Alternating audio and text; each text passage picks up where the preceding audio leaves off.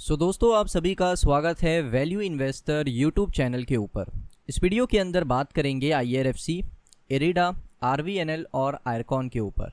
अब देखिए आज है 18 मार्च 2025 और IRFC, इरिडा, RVNL, आयरकॉन को लेकर एक्सपर्ट की तरफ से काफ़ी बड़ा बयान आ रहा है। वो दोस्तों इस वीडियो के अंदर मैं शेयर करने वाला हूँ, लेकिन उससे पहले अगर आप देखोगे तो IRFC में एक अच्छा रिकवरी आया 2.85%। इरिडा की बात करें 6.5% ऊपर है। RVNL देख सकते हो 1.57 ऊपर है और आयरकॉन के अंदर आपको 5.38% का रिकवरी देखने को मिला है। तो इरिडा और आयरकॉन ने बहुत अच्छा परफॉर्म किया है और IRFC ने भी बहुत ही अच्छा परफॉर्म किया है। अब यहाँ पर इसको लेकर एक्सपर्ट की राय क्या है? एक्सपर्ट कौन है आप देख सकते हो, इनका नाम है अरुण केजरीवाल।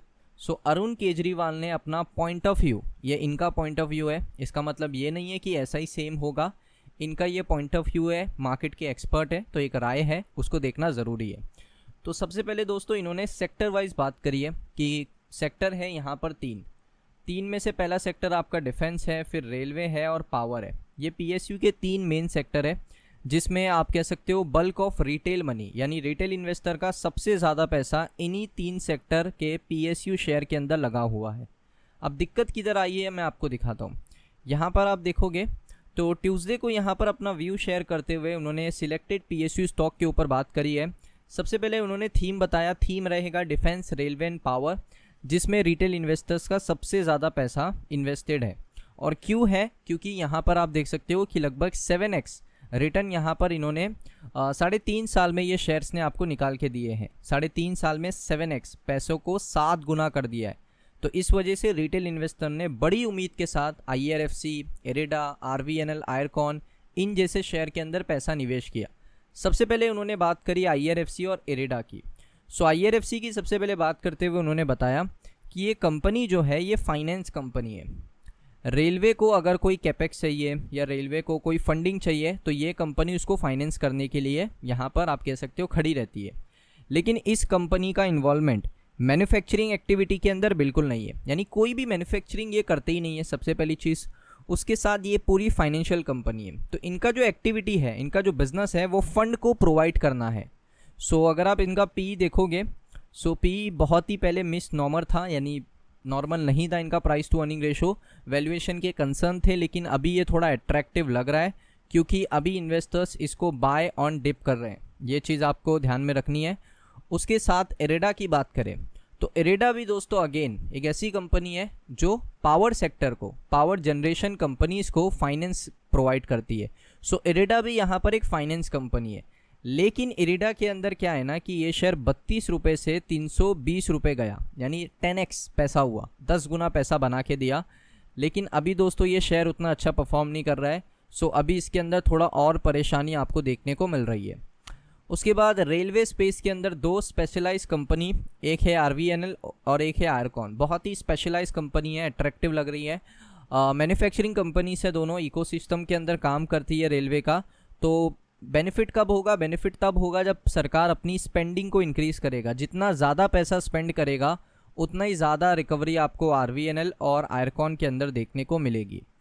उसके बाद उन्होंने मिड एंड स्मॉल कैप के ऊपर बात करी।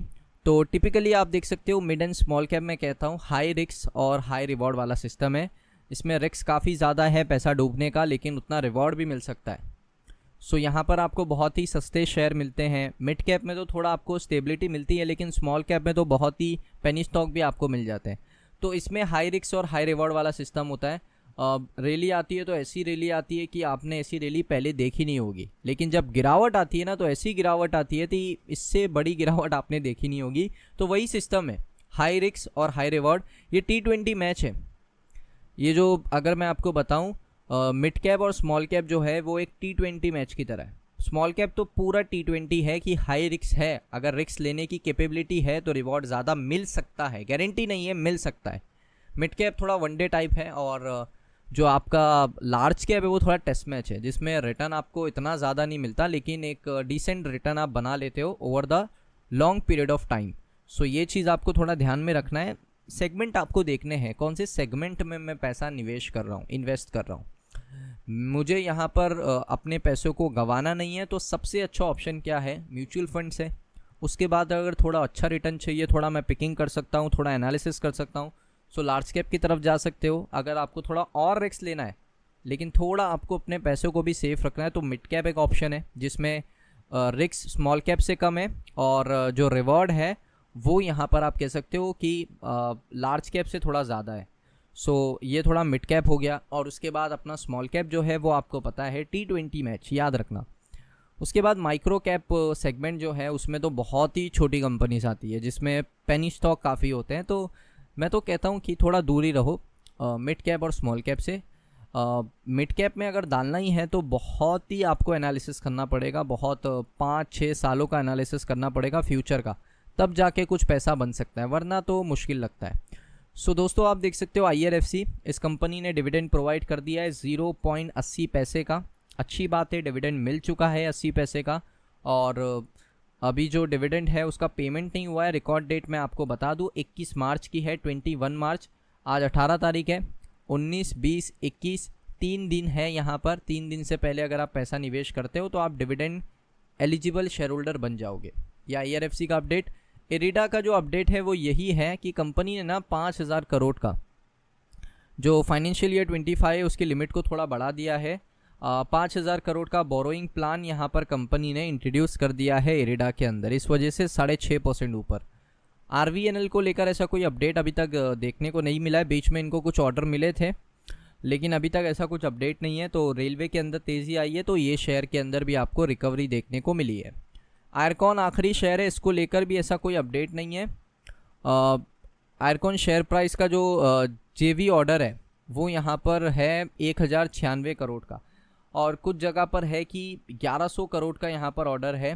रेलवे PSU को 0 बाइंग रेटिंग है, फिर भी शेयर ऊपर गया है। इसको बाय रेटिंग बिल्कुल नहीं है एक्सपर्ट की तरफ से या कोई भी ब्रोकरेज की तरफ से, लेकिन इनका जो एक इंटरनेशनल एक जॉइंट वेंचर है, EPC है, कॉन्ट्रैक्ट है शिलोंग के साथ, तो उसमें इनको 1100 करोड़ के आसपास का ऑर्डर पिकअप हुआ है। तो इस वजह से ये शेयर थोड़ा परफॉर्म कर रहा है आज के सेशन में। सो दोस्तों ये कुछ अपडेट्स थे जो मैंने आपके साथ शेयर करे और एक्सपर्ट का व्यू भी बताया। अगर आपको ये वीडियो अच्छा लगा वीडियो को लाइक करें, चैनल पे अगर आप पहली बार आए हो सब्सक्राइब कर लो। मिलता हूँ मैं आपको नेक्स्ट वीडियो के अंदर।